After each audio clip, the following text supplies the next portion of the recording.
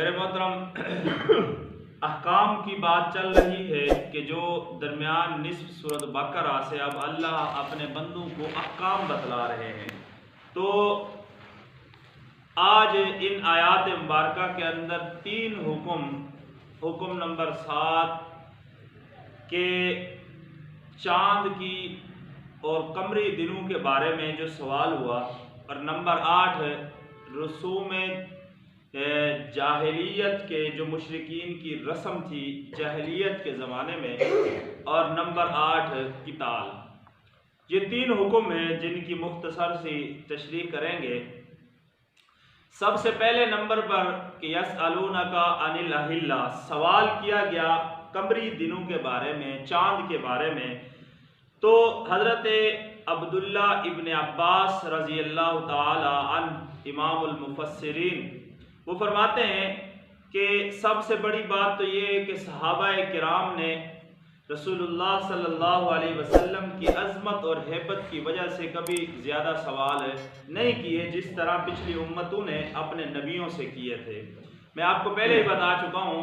قرآن کے اندر جو سوال موجود ہیں جو صحابہ نے اللہ کے حبیب سے کیے وہ کل 14 سوال ہیں۔ ایک پیچھے گزر چکا ہے اور ایک یہ سوال ہے، 6 اور سورۃ بقرہ کے اندر آئیں گے،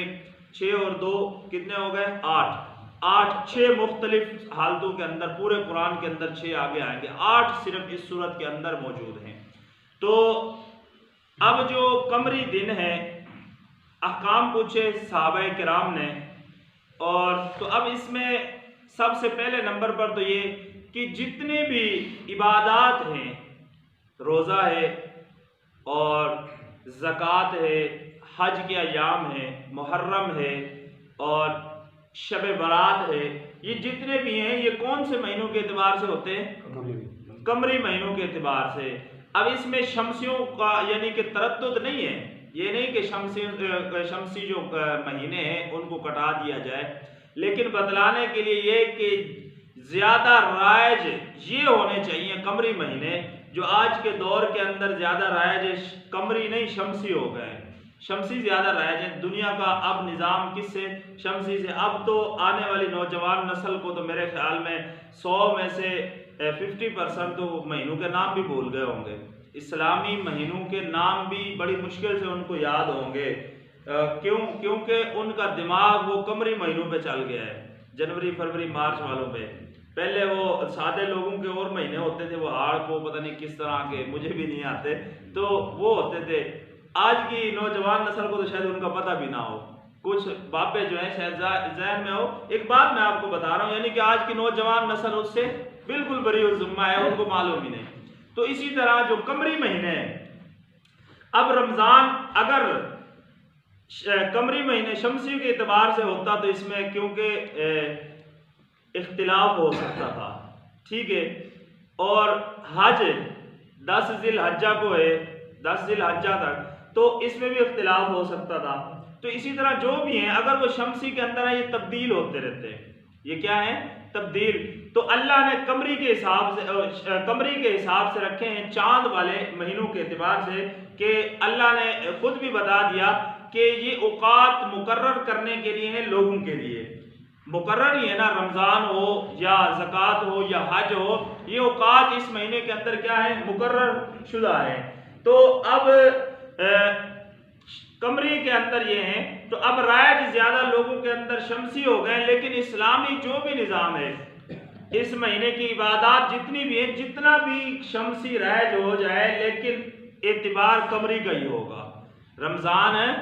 اب کبھی 5 مثال کے طور پہ اپریل کے 5 کو 6 کو 7 کو جیسے اس میں، لیکن آئے گا رمضان اسلامی مہینہ جو ہے رمضان اس کی یکم کو ہی، اس کی یکم کو ہی آئے گا۔ قمری شمسی کے اعتبار سے بھلے وہ 20 کو بھی آئے یا 25 کو بھی آئے، لیکن اعتبار کس کا ہوگا؟ قمری مہینے کا، یکم رمضان کا اعتبار ہوگا۔ حج کے اعتبار سے بھی اسی طرح ہوگا، 10 ذی الحجہ کو عید ہوتی ہے، تو اب وہ شمسی پہ آئیں تو جس طریق کو بھی ہو اس کو کوئی اعتبار نہیں ہے۔ اگرچہ ہمارے ذہنوں کے اندر سب سے زیادہ جو رائج ہونے والی ہے، ہمارے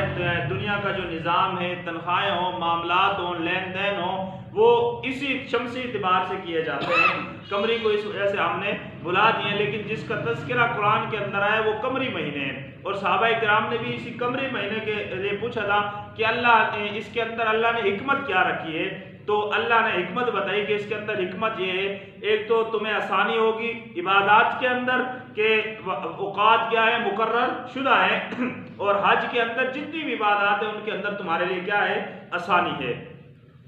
اور دوسرا حکم کہ جس میں اللہ نے فرمایا وَلَيْسَ الْبِرُّ بِأَن تَأْتُوا الْبُيُوتَ مِن ظُهُورِهَا، کہ نیکی یہ نہیں کہ تم آؤ اپنے گھروں کی پشت سے دیواروں سے۔ جی اس طرح تھا کہ جب حج کے ایام ہوتے تھے نا، جو شخص حج کر رہا ہے وہاں پہ مشرکین میں سے، تو اب وہ انہیں کوئی ضرورت پیش آ جاتی تو اگر انہوں نے گھر آنا ہوتا تو وہ دروازے سے نہیں آتے تھے، وہ پیچھے سے دیوار توڑ کے یا دیوار پھلانگ کر چوروں کی طرح گھروں کے اندر داخل ہوتے تھے، اور دروازے سے داخل ہونے کو حج کے ایام میں گناہ سمجھتے تھے۔ پہلے کون سی نیکی پہ لگے ہوئے تھے لیکن یہ کہ ان کا ایک ذہن تھا، تو اللہ نے اس کا تردد بیان کیا کہ نیکی یہ نہیں کہ تم دروازوں کے پیچھے سے آؤ دیواروں کے اوپر سے پھلانگ کراؤ اور سمجھو کہ ہم بہت بڑی نیکی کر رہے ہیں۔ اللہ نے فرمایا نیکی تو یہ وَلَٰكِنَّ الْبِرَّ مَنِ اتَّقَىٰ، جو تم میں ہے نہیں، کہ نیکی تو یہ ہے کہ تم تقوی اختیار کرو، اتقا کیا کرو، تقوی اختیار کرو، پرہیزگار بنو، یہ تو تمہارے میں ہے نہیں، اور تم جس چیز سے اللہ نے منع نہیں کیا اس کو تم نے اپنے اوپر لازم کیا ہوا ہے۔ اللہ نے تمہیں منع نہیں کیا بھئی تم دیواروں کے اوپر سے پھلانگ کرو، بلکہ اللہ نے کہا اگر کام ہے تو کہاں سے آؤ، بِأَن تَأْتُوا الْبُيُوتَ مِن ظُهُورِهَا وَأْتُوا الْبُيُوتَ مِنْ أَبْوَابِهَا، اگر تمہیں گھروں میں آنے کی ضرورت ہے من أَبْوَابِهَا، ابواب سے آؤ، گھروں کے دروازوں سے داخل ہو، اللہ نے تمہیں منع نہیں کیا۔ تو معلوم ہوا کہ جس کام کو اللہ نے حلال کیا ہے اسے اپنے اوپر حرام کر لینا،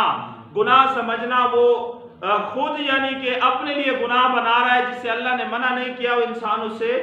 حرام نہ کرے، اور جس چیز کو اللہ نے حرام کر دیا ہے، جس چیز کو اللہ نے روک دیا ہے ان پر، اس چیز کو اپنے اوپر حلال نہ کرے اس چیز کو۔ اب یہاں پر اللہ نے منع نہیں کیا تھا نا، تو انہوں نے اپنے اوپر یعنی کہ گناہ بنایا ہوا تھا کہ گھروں کے اندر دروازے سے داخل نہیں ہونا، کیونکہ ہم حج کے لیے نکلے ہوئے ہیں، تو جانا تو پھر بھی گھر سے، گھر کے اندر یہ دیوار کے اوپر سے جاؤ یا دروازے سے جاؤ، جانا تو پھر بھی گھر کے اندر یہ، تو جس چیز سے اللہ نے منع نہیں کیا تو تم کیوں اپنے اوپر یعنی کہ اس کی پابندی عائد کر رہے ہو؟ تو جس چیز سے اللہ منع کر دے اس کی پابندی انسان کے اوپر ضروری ہے، اور جس چیز سے اللہ منع نہ کرے تو اس چیز سے انسان اپنے اوپر پابندی عائد نہ کرے۔ اور تیسرا حکم کہ قتال کا، کہ یہاں پر یہ صلح حدیبیہ کا، کہ جب آپ صلی اللہ علیہ وسلم مکہ سے مدینہ ہجرت کر کے گئے، تو جب عمرے کے لیے تشریف لائے تھے تو مشرکین مکہ نے عمرہ کرنے سے منع کر دیا تھا، تو صلح حدیبیہ ہوئی، معاہدے ہوئے، تو اب جب دوسرے سال واپس آئے، معاہدے کے اندر یہ تھا کہ اس سال آپ چلے جائیں، میں قصہ واقعہ کافی لمبا ہے بیان نہیں کرتا، صرف میں اس کی تشریح آپ کو سمجھا رہا ہوں کہ آپ اس سال چلے جائیں، اگلے سال آپ آ کر عمرہ کرنا۔ تو معاہدہ ہو گیا، اور معاہدے کے بعد دوسرے سال آپ صلی اللہ علیہ وسلم صحابہ کرام کے ساتھ عمرے کے لیے تشریف لا رہے ہیں، تو صحابہ کرام کے دلوں کے اندر، ذہن کے اندر یہ آیا کہ کیونکہ مشرکین کا کوئی بھروسہ نہیں ہے کہ ہمیں جانے دیں نہ جانے دیں یا ہمارے ساتھ قتال کریں، جنگ کریں، تو کیونکہ مکہ مکرمہ کے اندر اللہ نے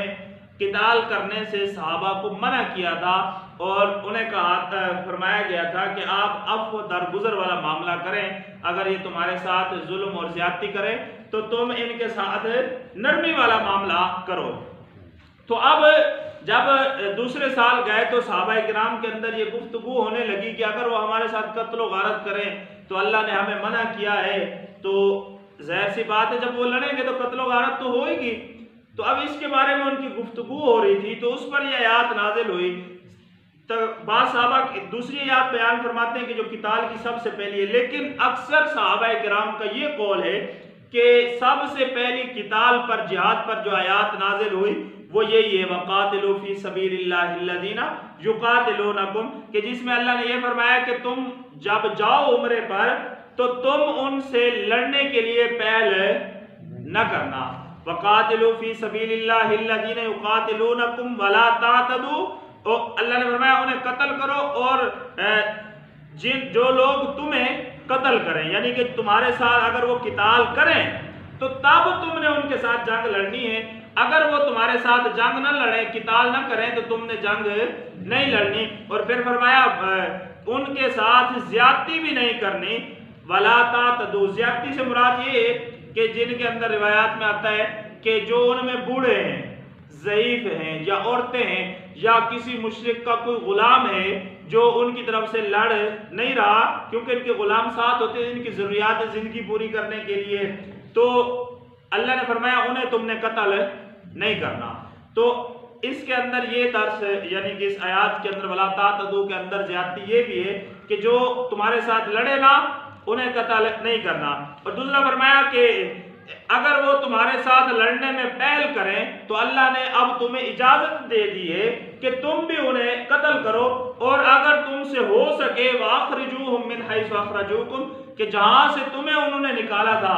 مکہ مکرمہ سے ہجرت کر کے گئے تھے نا صحابہ کرام، تو جہاں سے تمہیں انہوں نے نکالا تھا اگر تمہارے اندر توفیق ہو اور تم لڑ سکو تو انہیں بھی وہاں سے نکالو. اور پھر ہوا مکہ، یعنی کہ فتح مکہ کے موقع پر نکال دیے گئے، تو